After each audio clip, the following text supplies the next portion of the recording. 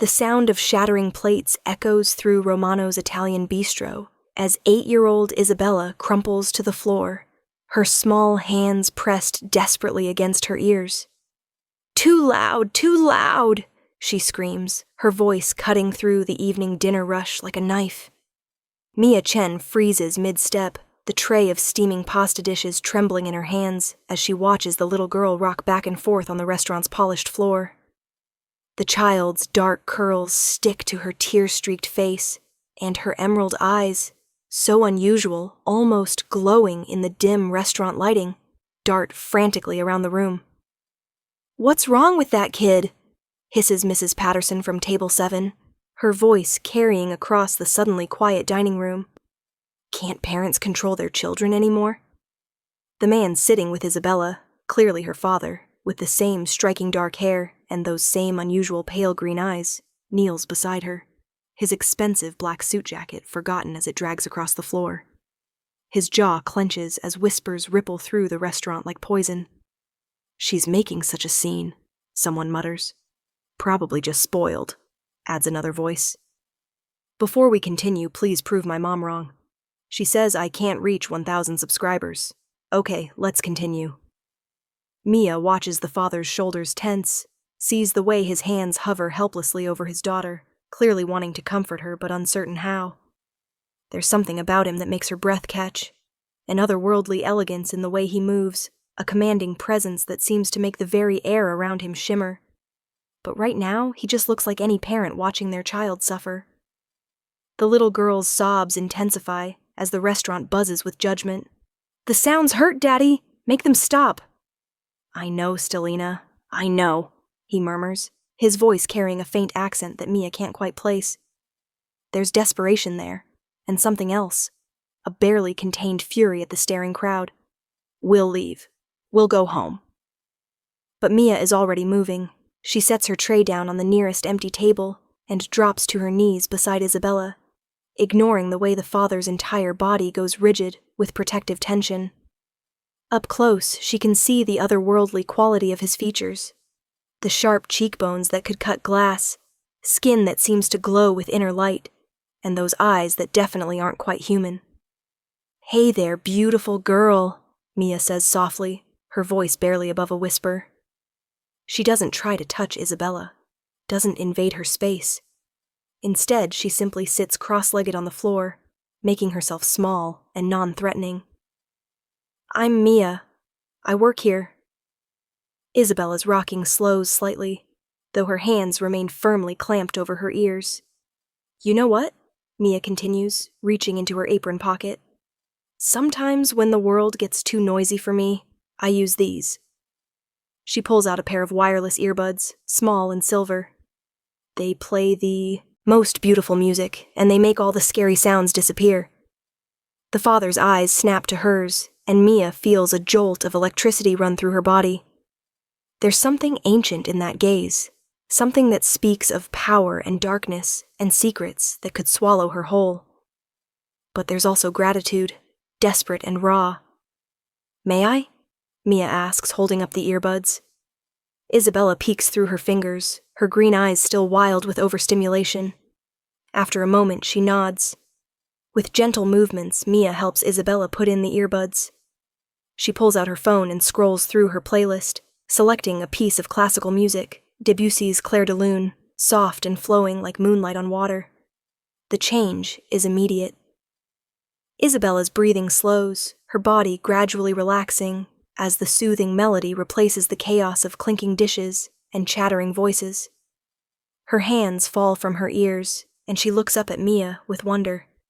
"Better?" Mia asks, though she keeps her voice low and calm. Isabella nods, then does something unexpected. She reaches out and takes Mia's hand, her small fingers cool against Mia's palm. "Thank you," she whispers, her voice still shaky but no longer panicked. Around them, the restaurant has gone silent. Other diners watch with a mixture of curiosity and shame, realizing they've witnessed something beautiful instead of the spectacle they'd been expecting. The father rises slowly, gracefully, and Mia is struck by how tall he is. easily 6'4", with broad shoulders that fill out his perfectly tailored suit. When he extends his hand to help her up, she notices the expensive watch on his wrist, the subtle gleam of what might be a family crest ring. Everything about him screams wealth and power, but his voice is soft with emotion. "I don't know how to thank you," he says, and now she can hear the slight Italian accent more clearly. Isabella has autism, and sensory overload can be overwhelming for her. "You don't need to thank me," Mia replies, brushing dust from her black server's uniform, a cheap polyester thing that probably costs less than one button on his shirt. "I have a younger brother with autism. I recognize the signs." Something flickers across his face. Surprise, perhaps, and something deeper. Recognition. "Daddy," Isabella tugs on his sleeve, the earbuds still in place but turned down low enough that she can hear. "She helped me. She understood." "Yes, Stellina. She did." His eyes meet Mia's again, and she feels that strange electric pull. "I'm Dante Moretti. This is Isabella." Mia's breath catches. Moretti. She knows that name. Everyone in the city does. The Moretti family owns half the downtown district, including the building this very restaurant sits in. But more than that, there are whispers about them. Strange stories of family members who never seem to age, who are only seen at night, who have eyes that glow in the darkness. "Mia Chen," she manages, though her throat feels dry. "Mia," he repeats, and her name sounds like poetry in that accented voice. A beautiful name for a beautiful soul. The moment stretches between them, charged with something Mia doesn't understand but can't resist. Then Isabella tugs on her father's sleeve again. "Daddy, I'm still hungry, and Mia is nice. Can she bring us food?" Dante's lips curve into the first real smile Mia has seen from him, and it transforms his entire face. Still otherworldly, still impossibly handsome, but warmer somehow. Human, despite everything about him that suggests otherwise. "Would that be all right?" he asks Mia. "I understand if your manager would be thrilled to serve the Morettis personally," interrupts a voice behind them. Mia turns to see Frank, the restaurant owner, practically vibrating with nervous energy. His face is flushed, whether from excitement at having such an important family in his establishment, or terror at how the situation had been handled. She can't tell. "Mr. Moretti, sir, I'm so sorry about the incident. If there's anything we can do..." "Your waitress has already done everything necessary," Dante says smoothly, but there's steel underneath the politeness. "She showed my daughter kindness when others showed judgment. I trust she'll be taking care of us this evening." It's phrased as a question, but something in Dante's tone makes it clear it's really not. Frank nods so enthusiastically Mia worries about his neck. "Of course. Mia, take table 12, the private booth in the back, and make sure the Morettis have everything they need." Mia nods, still feeling off balance from everything that's happened. As the other diners gradually return to their meals and conversations, she leads Dante and Isabella toward the restaurant's most exclusive seating area, a curved booth tucked into an alcove that offers privacy and a perfect view of the city lights beyond floor-to-ceiling windows. Isabella keeps hold of Mia's hand as they walk, the earbuds now hanging around her neck like a talisman. "Will you stay and talk to us while we eat?" she asks. "You have a nice voice. It doesn't hurt my ears like most people's do." Mia glances at Dante, uncertain. It's definitely not standard protocol to socialize with customers, especially customers who could buy and sell the restaurant without blinking. But something in his expression encourages her. "I'd like that very much," she says honestly. As they settle into the booth, Isabella insisting that Mia sit beside her rather than across from her, Mia finds herself studying this odd father-daughter pair. Isabella chatters softly about the music she liked, asking Mia about her playlist, and whether she knows any songs about stars or nighttime. Dante listens with the focused attention of a parent who truly cherishes their child, but Mia catches him watching her too. "You said you have a brother with autism," he says eventually, while Isabella colors on the paper, placemat with crayons Mia had grabbed from the children's station. "Is he younger?" "Kevin's 14 now," Mia says, her voice softening with affection. "He was diagnosed when he was 6, after years of struggling in school. It's been challenging, expensive. But he's brilliant, just experiences the world differently. She doesn't mention the medical bills that keep her working double shifts, or the way she's had to put her own college dreams on hold to help support her family. Something about Dante's intense focus makes her want to bare her soul, but she barely knows him. "It must be difficult," he says quietly, "advocating for someone you love in a world that doesn't always understand." There's pain in his voice, and Mia realizes that beneath all his wealth and power, Dante Moretti is just a father trying to protect his daughter from a world that sees her differences as defects. "Look!" Isabella holds up her coloring, a night sky filled with silver stars and a crescent moon.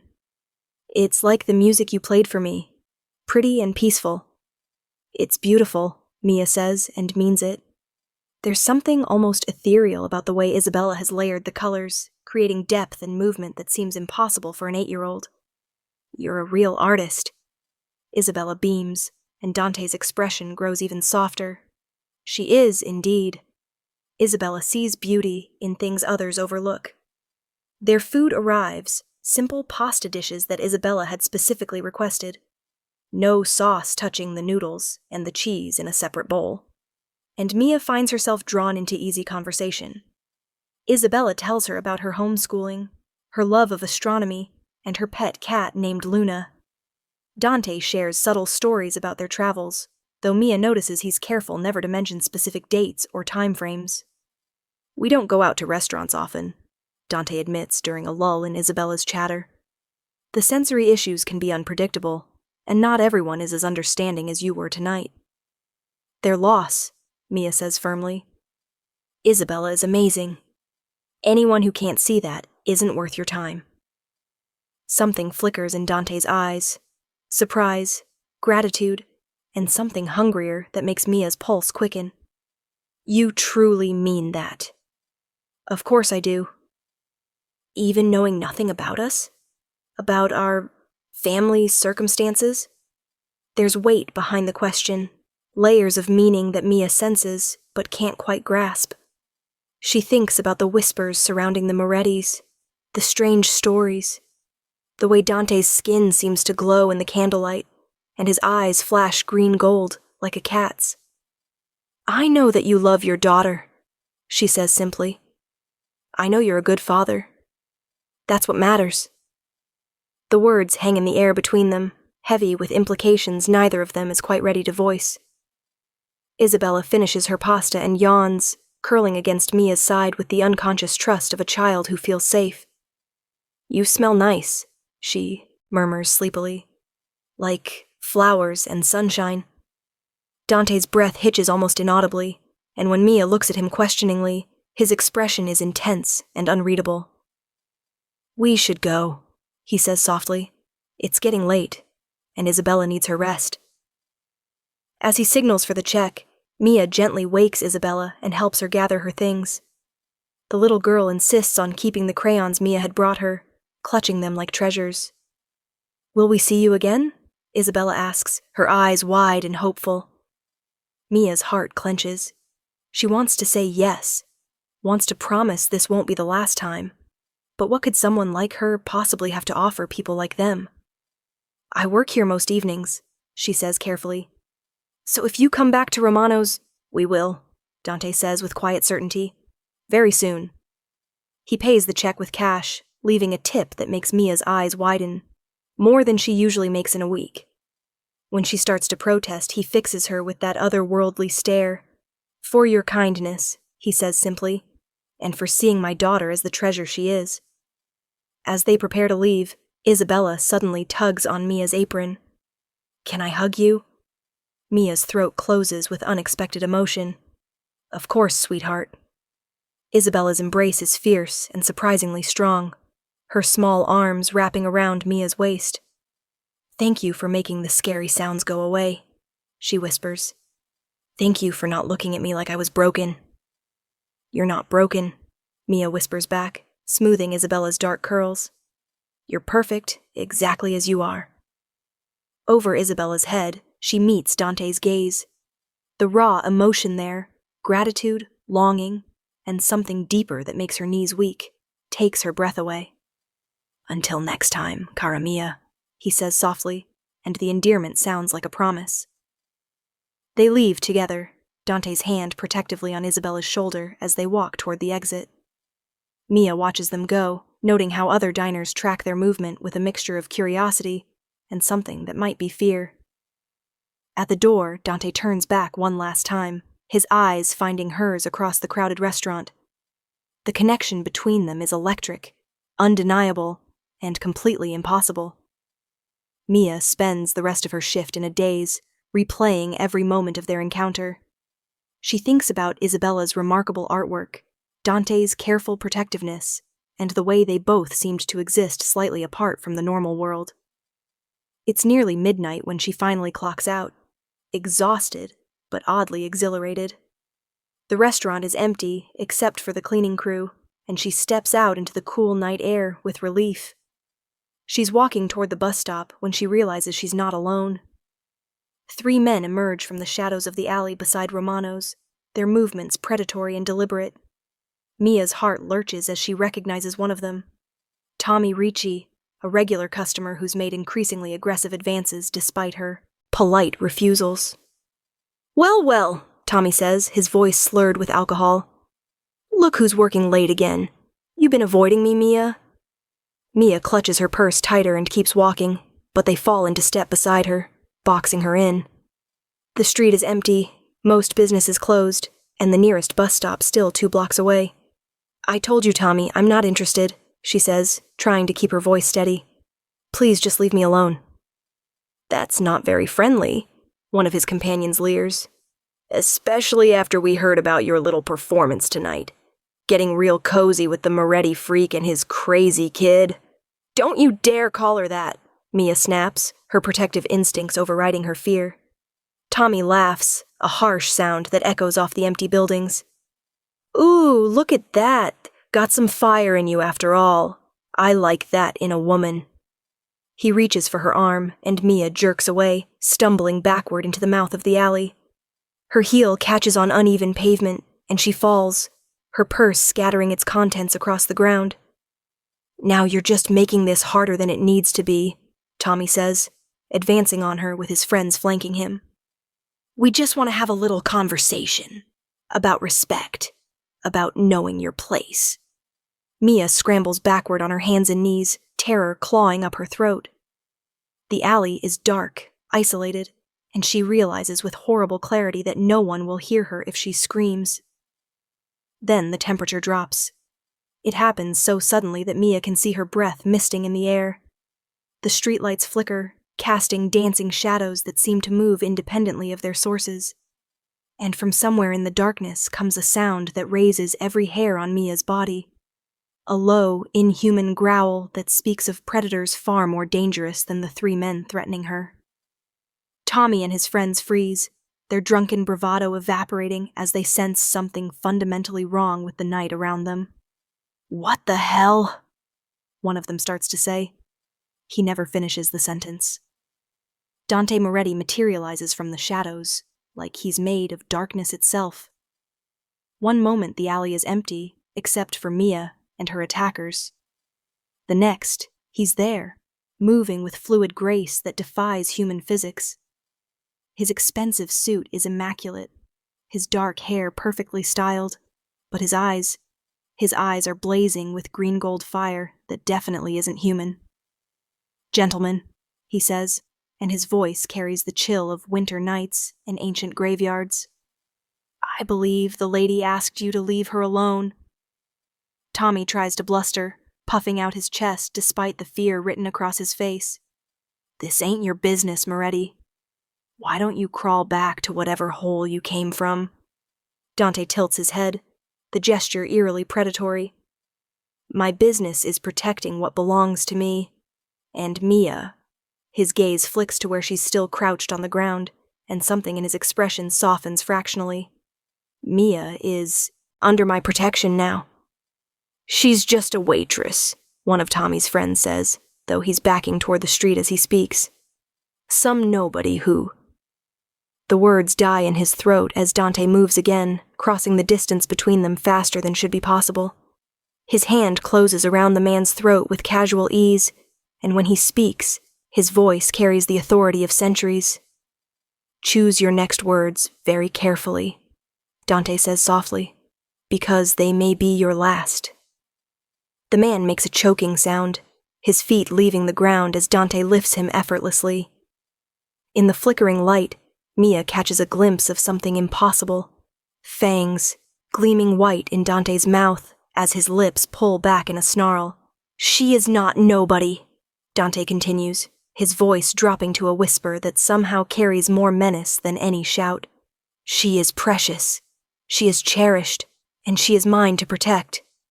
Do I make myself clear?" The man nods frantically and Dante releases him. He crumples to the ground, gasping and clutching his throat. "Now," Dante says, straightening his jacket with elaborate care. "You're going to walk away. All three of you. And you're never going to approach Mia again.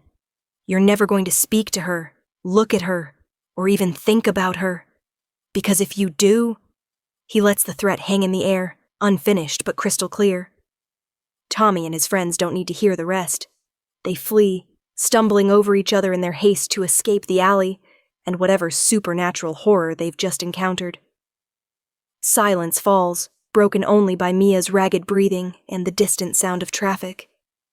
Dante turns toward her, and she watches the inhuman fire fade from his eyes, replaced by gentle concern. "Cara Mia," he murmurs, dropping to one knee beside her. "Are you hurt?"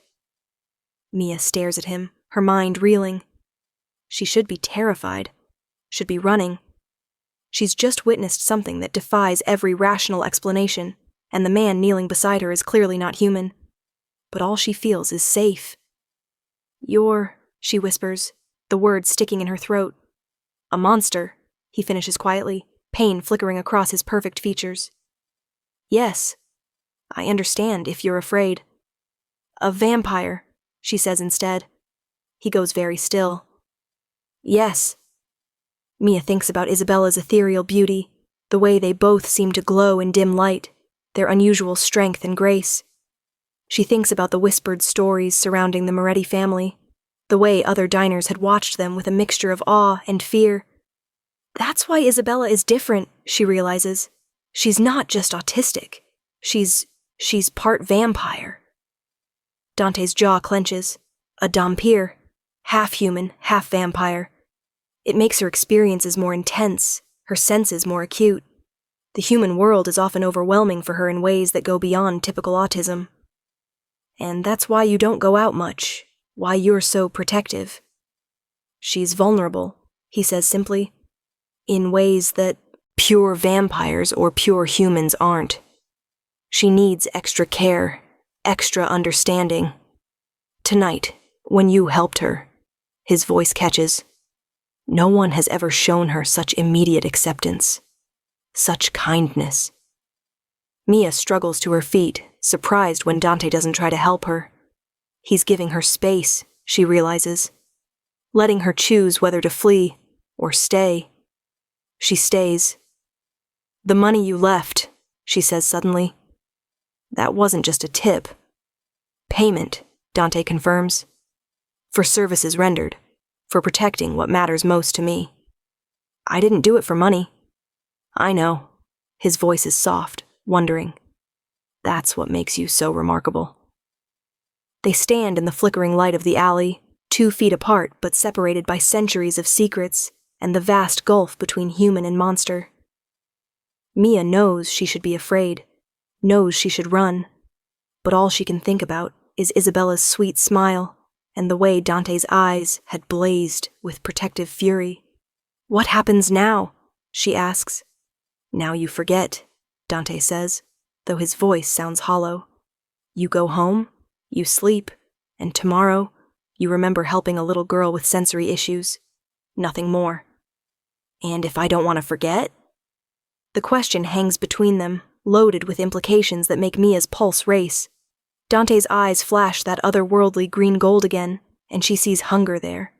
Not for blood, but for something deeper. "If you don't want to forget," he says carefully, "then your life changes forever. There's no going back from this knowledge, cara mia. No return to the simple human world, you know. Mia thinks about her simple human world. Her cramped apartment, her struggling family, her endless cycle of double shifts just to pay for Kevin's therapy and medications.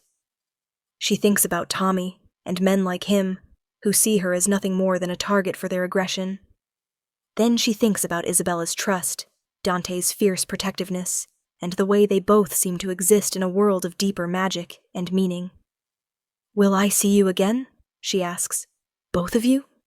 Something fierce and possessive flickers across Dante's features. "If that's what you want." "It is." The words are barely out of her mouth before Dante is moving again, closing the distance between them with that inhuman grace. His hands frame her face, cool and gentle, and his thumb traces her cheekbone with reverent care. "Mia," he breathes, and her name sounds like a prayer. "Beautiful, brave Mia. Do you have any idea what you're accepting?" "No," she admits, leaning into his touch despite every instinct that should be screaming at her to run. "But I want to find out." His smile is radiant, transforming his austere features into something breathtaking. "Then let me take you home, cara mia. Tonight has been traumatic enough. I was going to take the bus. Not anymore." Dante's voice carries gentle authority. "Never again, if I have my way." He helps her gather the scattered contents of her purse, his movements efficient and careful.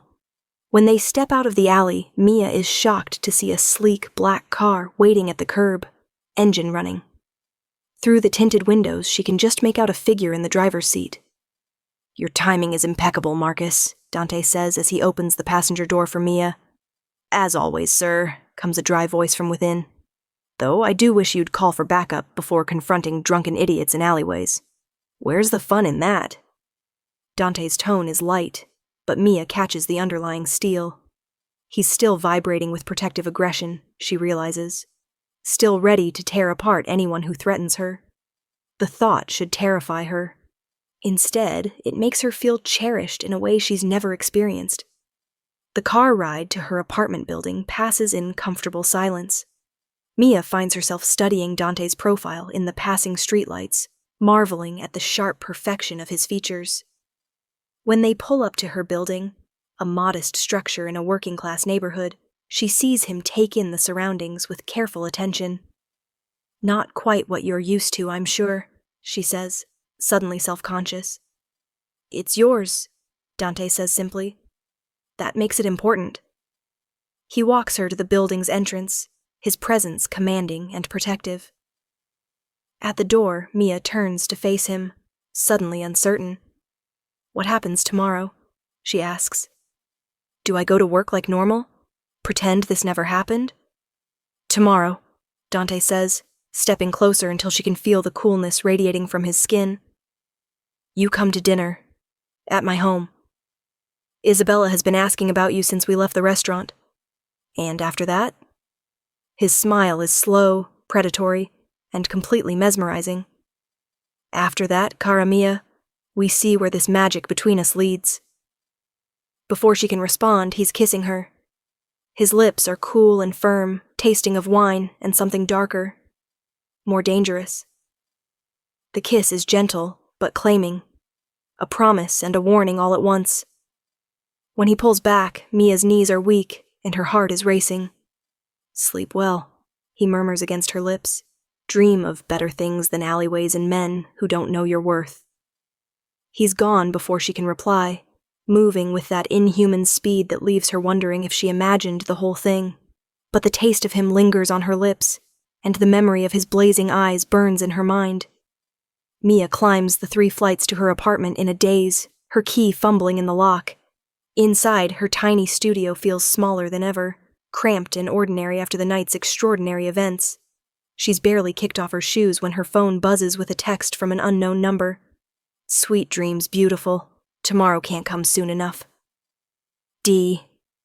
Mia stares at the message, her pulse quickening. She's just agreed to dinner with a vampire and his half-vampire daughter. She's entered a world of shadows and supernatural danger. and she's never felt more alive. She falls asleep thinking of green gold eyes and the promise of tomorrow, while 3 blocks away, Dante Moretti stands at the floor-to-ceiling windows of his penthouse apartment, watching over her building like a guardian angel with fangs.